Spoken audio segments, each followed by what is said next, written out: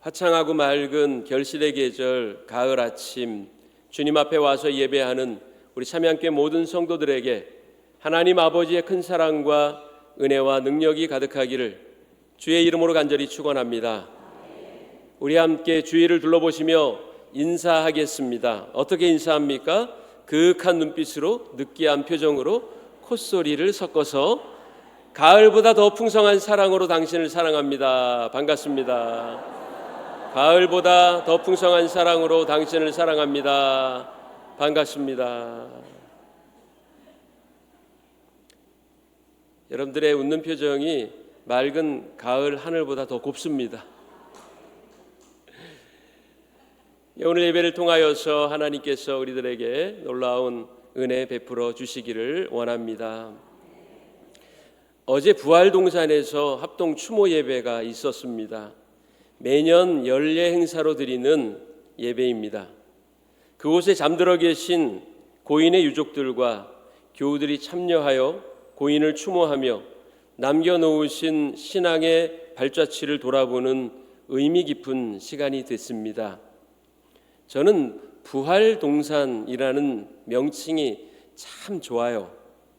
무덤 앞에서도 죽음 앞에서도 절망하지 않는 이유가 무엇입니까? 그것은 우리에게 부활의 소망이 있기 때문입니다. 사랑하는 이와 사별하고 극한의 슬픔을 느끼면서도 쓰러지지 않고 다시 일어설 수 있는 이유는 바로 부활의 능력으로 인함입니다. 사람의 시간과 계획은 불완전합니다. 그러나 하나님은 완전하십니다. 우리가 정해놓은 시간이 혹여 실패로 돌아갔을지라도 하나님의 시간 안에서는 그것이 오히려 위대한 성공일 수 있습니다. 골고다 언덕에 세워진 십자가에 달린 예수님을 보고 어떤 이는 조롱합니다. 하나님의 아들이여거든 십자가에서 당장 내려오라. 이렇게 비아냥댔습니다. 그러나 한 백부장은 그는 참으로 하나님의 아들이로다 라고 고백했습니다. 예수님을 비난하는 자는 예수님의 십자가 죽음이 완전한 실패라고 생각했습니다. 그러나 이 백부장에게 십자가 죽음은 끝이 아니었습니다. 하나님의 계획이 성취되는 새로운 출발점이었다는 겁니다. 한 주간 여러분은 혹시 무엇을 경험하며 살았습니까? 마지막만을 경험했습니까? 전혀 소망이 없다고 생각하십니까? 일어설 힘조차 없다고 낭망했나요? 눈을 들어 하나님을 바라보시기를 바랍니다. 그리고 하나님의 계획을 믿으세요. 하나님은 가장 완전한 길로 저와 여러분들을 이끌어 주실 것입니다. 오늘 말씀 제목은 인간의 기회가 아닌 하나님의 계획으로입니다. 엔게디라는 곳에서 일어났던 한 사건을 다루며 하나님의 계획을 따르는 것이 얼마나 중요한지 말씀드리려고 합니다. 엔게디라는 곳은 사해서쪽 광야 지역에 있는 유다 지파에 속한 오아시스 성읍입니다. 엔게디는 새끼 염소의 우물이라는 뜻입니다. 그곳에는 포도원이 많았고 고벨화 그리고 종려나무로 유명한 곳입니다. 광야를 걷던 지친 나그네가 머물면서 몸과 마음을 편안하게 쉴 수 있는 안식처와 같은 곳, 바로 그것이 엔게디였습니다. 우리의 인생에도 이러한 엔게디와 같은 오아시스가 있다면 얼마나 좋겠습니까? 지치고 상한 영혼이 편안하고 기쁘게 쉴 수 있는 오아시스와 같은 일들만이 넘쳐나면 얼마나 좋을까요? 그런 삶이 여러분들에게 충만하기를 축복합니다. 어떤 이는 풍요롭고 안정된 오아시스 성읍인 엔게디에서 여유롭고 행복한 삶을 살고 있었을런지 몰라도 오늘 본문에 나오는 한 사람에게 그곳은 안식처가 아니었습니다. 지긋지긋한 곳이었고 피하고 싶은 곳이었습니다. 인생은 항상 상대적이며 역설적입니다. 나의 즐거움이 다른 이의 고통이 될 수 있고 나의 고통이 다른 이에게는 오히려 유익이 될 수도 있습니다.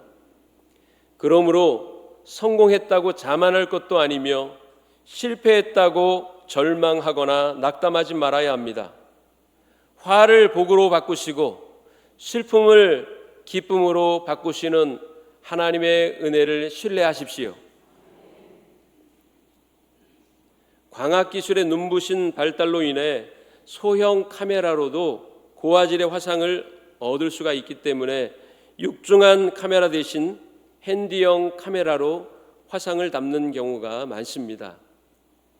경량화된 카메라는 이동성이 좋고 즉각 반응할 수 있는 장점이 있기 때문에 영화 촬영이나 뉴스 촬영에도 많이 사용됩니다.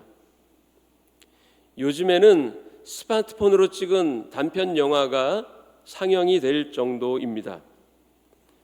육중한 거치대를 사용하지 않으면 이동하기 편리하다는 장점이 있지만 불가피하게 화상이 흔들리는 것은 어쩔 수가 없습니다.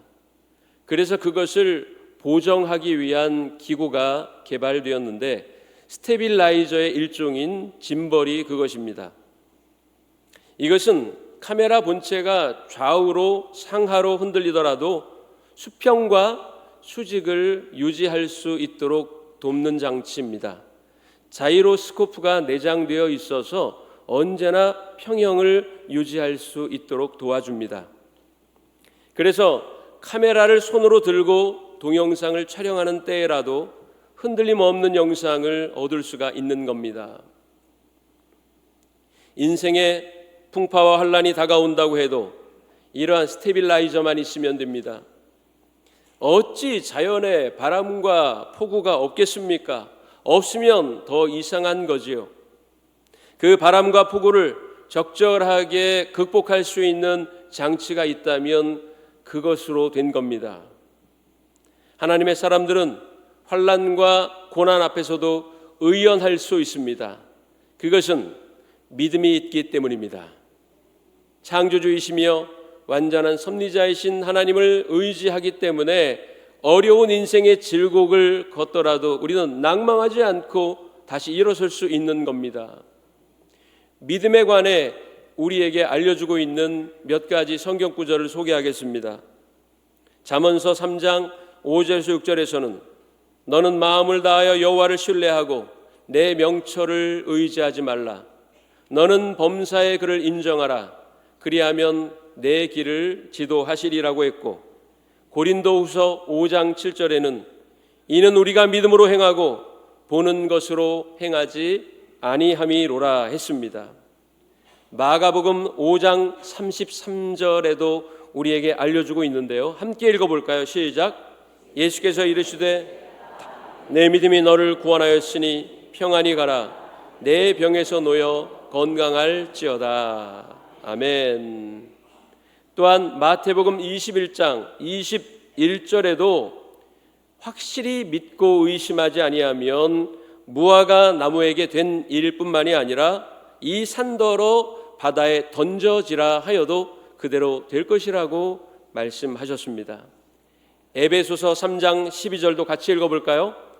우리가 그 안에서 그를 믿음으로 말미암아 담대함과 확신을 가지고 하나님께 나아감을 얻느니라. 아멘. 믿음의 가치가 중요합니다. 환경이나 상황을 바라보지 마시고 믿음으로 사십시오. 질병이 여러분들을 오른쪽으로 흔들면 믿음의 스테빌라이저를 작동시켜서 수평을 맞추십시오. 가난이 여러분들을 아래쪽으로 당기면 신앙의 짐벌을 작동시켜서 수직을 맞추시기를 바랍니다. 사도 바울은 빌립보서 4장 6절 7절에서 이렇게 고백하고 있습니다.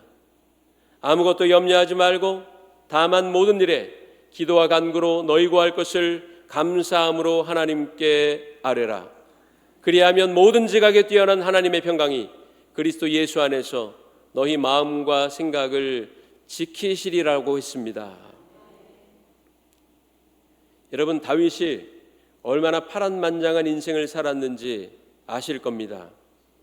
가장 위대한 왕이었으며 이스라엘을 남북을 통일시킨 뛰어난 정치가, 탁월한 지도력으로 많은 추종자를 두었던 뛰어난 리더, 거기에 불같은 믿음으로 하나님께 인정받았던 다윗은 언뜻 보면 엄친아처럼 보입니다. 그러나 그는 정말로 힘든 인생을 살았습니다. 평범한 양치기에 불과하던 그가 이스라엘의 두 번째 왕으로 선택되었을 때 그에게는 그것이 복이 아닌 화해의 시작이었습니다. 다른 이들은 평범한 양치기가 한 나라의 왕이 되었다고 부러워할지 몰라도 정작 그에게는 그것이 저주와 같은 일이었습니다. 비파와 수금을 연주하며 자기 곁에서 시중을 들어줄 때는 사울 왕이 다윗을 무척이나 아꼈지요. 그러나 다윗이 골리앗을 중인 영웅으로 개선할 때 백성들이 그에게 보낸 열렬한 환호 때문에 사울 왕은 시기심과 질투심에 눈이 멉니다. 그때부터 다윗을 죽이려고 시도합니다. 자기를 위해 수금을 연주하던 다윗에게 창을 던지기도 했고, 그것이 실패하자 자기 딸을 다윗과 결혼을 시키면서까지 다윗을 죽일 기회를 엿보았습니다. 다윗은 신변의 위협을 느끼고 그곳을 도망하여 라마나옳, 놉 땅, 블레셋의 가드, 모압 땅 등을 전전하는 떠돌이가 됩니다. 그가 피해 다니다가 유다 헤렛이라고 하는 수풀에 있을 때였습니다. 다윗을 죽이지 못해 안달인 사울 왕은 거기서 부하들을 크게 질책합니다. 너희들이 충성심이 부족해서 아직 다윗을 잡지 못하는 거 아니냐. 최선을 다하지 않는 부하들의 태도를 질책합니다. 이때 에돔 사람 도액이라는 자가 기회는 찬스다 하고는 사울 왕 앞에 나섭니다. 도액이 어떤 인물입니까?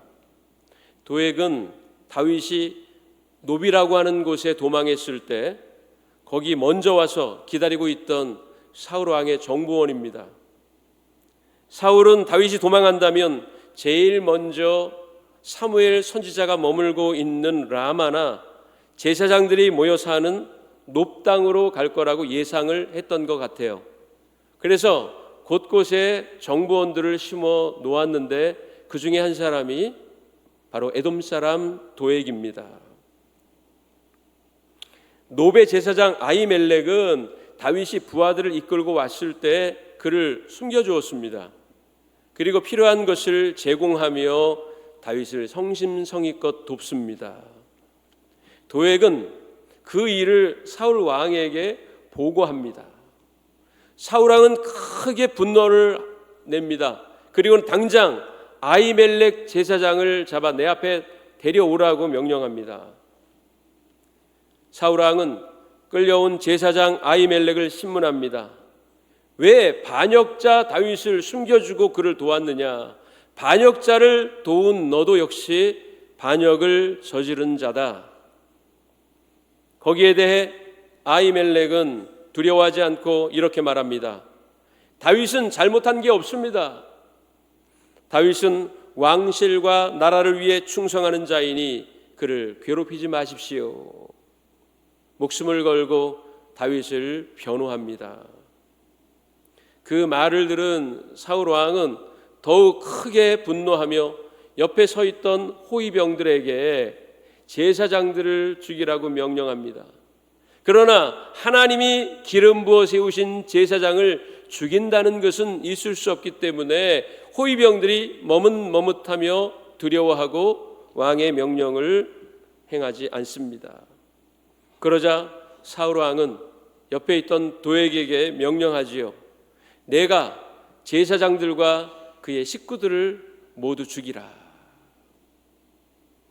출세에 눈이 멀었던 도액은 왕의 명령이 떨어지기가 무섭게 세마포 옷을 입은 제사장 무려 85명을 죽이고 그 성읍의 남녀 어린아이들, 젖먹이들, 소나 나귀, 양을 칼로 다 죽이는 대학살극을 자행합니다.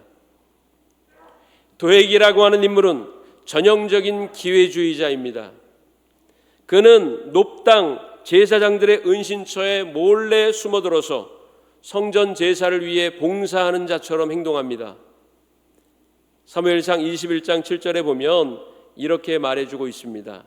그날에 사울의 신하 한 사람이 여호와 앞에 머물러 있었는데 그는 도액이라 이름하는 에돔 사람이요 사울의 목자장이었더라. 여호와 앞에 머물러 있었다는 것은 제사를 위해 봉사하는 일을 맡고 있었다는 겁니다. 제사장들을 도우며 제사 직무를 위해 봉사하는 것처럼 자신을 위장했지만 실상은 그들을 감시하고 있던 겁니다. 그는 오로지 출세하는 데에만 눈이 멀었습니다. 출세하기 위해서 수단과 방법을 가리지 않았어요. 그는 놋당에 숨어들어 제사장들 틈에 끼어 살면서 평소에는 거룩한 척 했습니다. 제사장들의 일을 도우며 그들의 신임도 얻었던 것으로 보입니다. 여러분, 그러나 믿음 생활 한다고 해서 다 하나님의 사람이 아닙니다. 직분을 감당한다고 해도 하나님을 기쁘게 할 수 있는 것만은 아닙니다. 우리가 이 시간 하나님 앞에서 예배를 드리고 있지만 우리의 중심이 하나님께 다 있느냐가 더 중요합니다. 믿음을 나의 성공을 위한 방편이나 수단으로 전락시키면 안 됩니다. 믿음은 그 자체가 목적이 되어야 합니다. 교회 역사가들은 기독교가 로마의 국교가 되면서 진정한 기독교 정신을 잃었다고 평가합니다. 민중의 종교, 노예들도 차별 없이 예배할 수 있었던 기독교가 국교가 되어 황제의 종교, 귀족의 종교가 되면서부터 박해 가운데에서도 순수했던 그들의 신앙이 퇴색하여 중세의 어두움을 가속화했다는 평가입니다. 성도는 세상 성공을 목적으로 자기를 숨겨서는 안 됩니다. 마치 카멜레온처럼 환경과 상황에 따라 자기의 본 모습을 위장하면 안 됩니다. 우리는 하나님의 자녀요 예수 그리스도의 제자입니다. 우리는 뼛속까지 그리스도인입니다. 예수님의 DNA를 가진 자들입니다. 그 분명한 정체성을 잃지 마시기를 바랍니다. 다윗은 아히멜렉의 아들 아비아달을 통해 노베에서 일어난 대학살극에 대한 전모를 듣습니다. 아비아달은 그 난리통에 가까스로 살아난 단 한 사람 제사장이고 아히멜렉의 아들입니다. 그는 죽을 힘을 다해 다윗에게 가서 끔찍한 학살극의 전모를 밝힙니다. 그 소식을 들은 다윗은 가슴을 치며 통곡하고 자책합니다. 놋당에 잠시 머물며 아히멜렉의 보살핌을 받을 때 다윗은 도액을 알아보았던 것 같습니다. 사무엘상 22장 22절을 보면 다윗이 이렇게 탄식합니다. 다윗이 아비아달에게 이르되 그날에 에돔 사람 도액이 거기 있기로 그가 반드시 사울에게 말할 줄 내가 알았노라. 내 아버지 집의 모든 사람 죽은 것이 나의 탓이로다. 다윗이 부하들을 데리고 놋당으로 도망했을 때 그는 지쳐 있는 상태였고 아무것도 자기 힘으로 할 수 있는 일이 없었습니다. 그곳에 사울의 부하가 있다는 사실을 인지했지만 거기서 그 도액을 처리하지 못한 겁니다. 그 화가 아히멜렉 가문에 임하게 된 거라고 자신을 자책합니다. 막을 수도 있었던 그 학살극을 자기의 실수 때문에 막지 못한 것에 대해서 크게 자책한 겁니다. 또 한편에서는 얼마나 뜨거운 복수심이 용솟음 쳤을까요? 그러던 중 드디어 기회가 찾아옵니다. 다윗이 엔게디 광야에 있을 때 사울 왕이 3,000명을 이끌고 다윗을 추격합니다. 최정예 부대원들을 이끌고 은밀하게 추격하던 사울이 드렴소 바위를 지날 때였습니다. 그 곁에 굴 하나가 있었는데 다윗은 부하들과 함께 굴 안쪽 깊은 곳에 은신하고 있었습니다. 그 사실을 알 리 없었던 이 사울은 갑자기 용변이 급해져서 굴 속으로 들어갑니다. 용변을 보러 들어갔으니 부하들을 데리고 들어가지 않았을 거 아닙니까? 사울 왕은 다윗과 부하들이 그 안에 있는 걸 까맣게 몰랐지만 다윗과 부하들은 사울 왕이 자기 눈앞에 있다는 사실을 알았습니다. 도간에 든 생쥐였습니다. 다윗의 부하들은 다윗에게 하나님이 주신 기회이니 사울 왕을 죽이라고 권면합니다. 여러분, 다윗에게 왜 죽이고 싶은 마음, 복수하고 싶은 심정이 없었겠습니까? 그러나 다윗은 그 좋은 기회를 그대로 흘려보냅니다. 칼을 뺐지만 그 칼로 사울 왕의 목을 찌른 게 아니라 사울 왕이 입고 있던 겉옷의 끝자락을 살짝 베어낼 뿐이었습니다. 그마저도 후회했다고 본문에 나옵니다. 사울은 무사히 굴을 빠져나왔고 다윗은 사울 왕에게 소리칩니다. 여러분, 절호의 기회를 만났는데 그 기회를 잡지 않았어요. 자신에게는 정말 원수와 같은 사람 아닙니까? 청소년 시절, 그 꿈 많은 시절을 송두리째 앗아간 사람이에요. 몇 번이나 자기를 죽이려고 했습니다. 그 순간이 복수할 수 있는 최고의 기회였어요. 그러나 다윗은 복수하지 않았습니다. 그것이 바로 엔게디의 기회, 인간의 찬스입니다. 엔게디 광야의 서럽고 슬프고 외로운 인생을 반전시킬 수 있는 절호의 기회였습니다. 그러나 다윗은 그 기회를 잡지 않습니다. 눈물을 삼키며 참아냅니다. 원수 갚을 수 있는 좋은 타이밍, 하나님이 주셨을지도 모를 기회를 잡지 않는다는 건 어리석은 일이라 생각할 수도 있습니다. 다윗이 그 기회를 잡지 않은 이유가 어디 있을까요?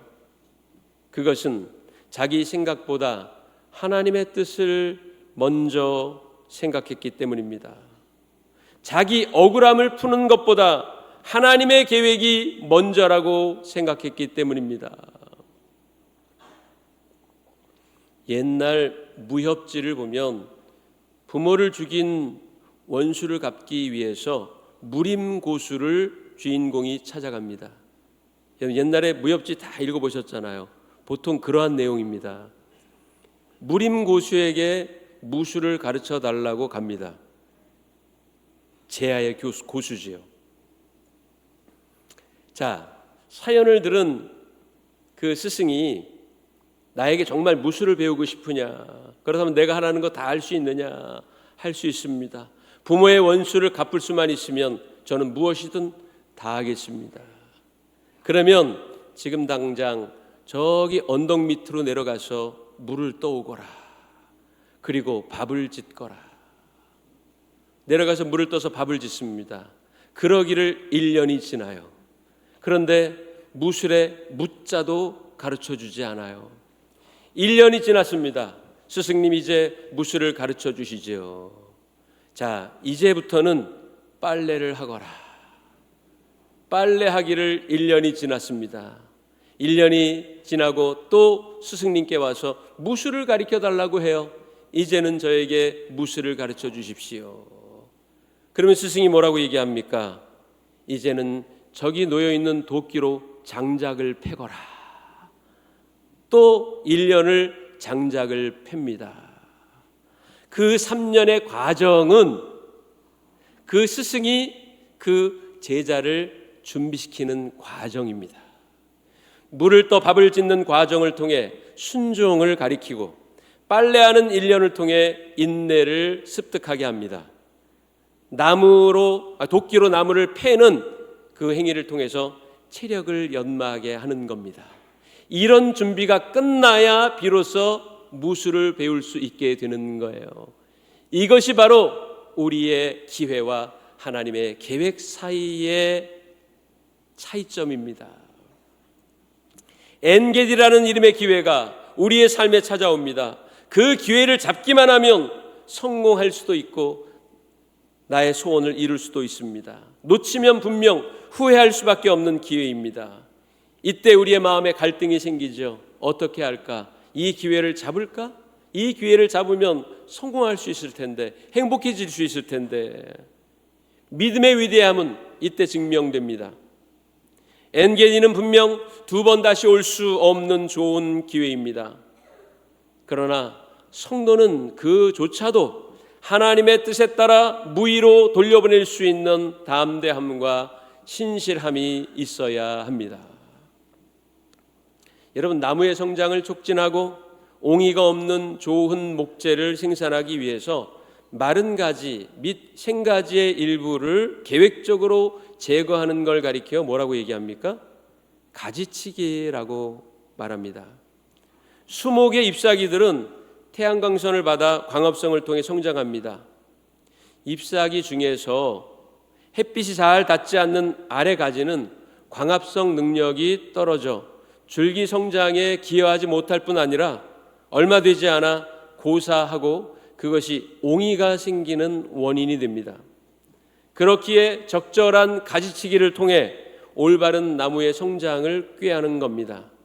흐드러지게 자라났다고 보기 좋다고 그냥 놔두면 그 나무는 더 건강하게 성장할 수 있는 기회를 박탈당하게 되는 겁니다. 엔게디라는 기회는 더 큰 하나님의 복을 얻게 하기 위한 과정에 불과합니다. 내가 볼 때 좋아 보이는 기회이라도 하나님은 그거보다 더 좋은 복을 우리에게 예비하고 계실지 우리는 생각하고 믿어야 하겠습니다. 성도는 그래서 하나님의 복을 나의 좁은 시야각 안에서만 보면 안 됩니다. 사각지대에 훨씬 더 큰 하나님의 복이 기다리고 있을 것을 우리는 믿음의 눈으로 바라볼 수 있어야 하겠습니다. 다윗이 그 좋은 절호의 찬스를 흘려보낸 후 그가 망했습니까? 사울 왕에게 잡혀서 죽었나요? 아닙니다. 그는 사울 왕의 옷자락을 들고 그에게 크게 소리칩니다. 제게는 당신을 죽일 기회가 있었습니다. 이 옷자락이 그 증거입니다. 저는 당신을 죽일 수 있었지만 그렇게 하지 않았습니다. 당신은 하나님이 세웠기 때문이고 복수하는 것은 하나님의 뜻이 아니기 때문임을 알았기 때문입니다. 그러니 당신도 제게 품은 원한을 버리시고 저를 인정해 주십시오. 다윗의 이 말에 사울 왕은 눈물을 흘리며 뉘우칩니다. 물론 그 이후에 그 뉘우침이 다시금 변질되어서 이 다윗을 추격하기는 했지만 아무튼 그 순간 다윗은 승리한 것입니다. 하나님이 그와 함께 계셨기 때문입니다. 후에 어떻게 결론이 났습니까?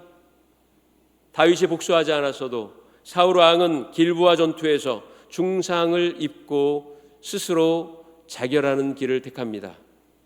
이스라엘의 첫 번째 왕으로 선택되는 영광은 얻었지만 평생 다윗에 대한 열등감과 질투심으로 인생을 낭비하다가 비참하게 최후를 맞았습니다. 반면 다윗은 어떻게 됐습니까? 그 만고풍상 고난의 세월이 끝난 이후에 통일 왕국을 이루는 이스라엘 모두가 존경하는 성군이 되지 않았습니까? 더 중요한 것은 예수 그리스도의 조상이 되었다는 사실입니다. 가장 위대한 승리가 아닐 수 없지요. 사랑하는 삼형제 성도 여러분, 엔게디라는 이름의 기회가 여러분에게 찾아왔을 때 먼저 하나님의 뜻을 헤아리시기를 바랍니다.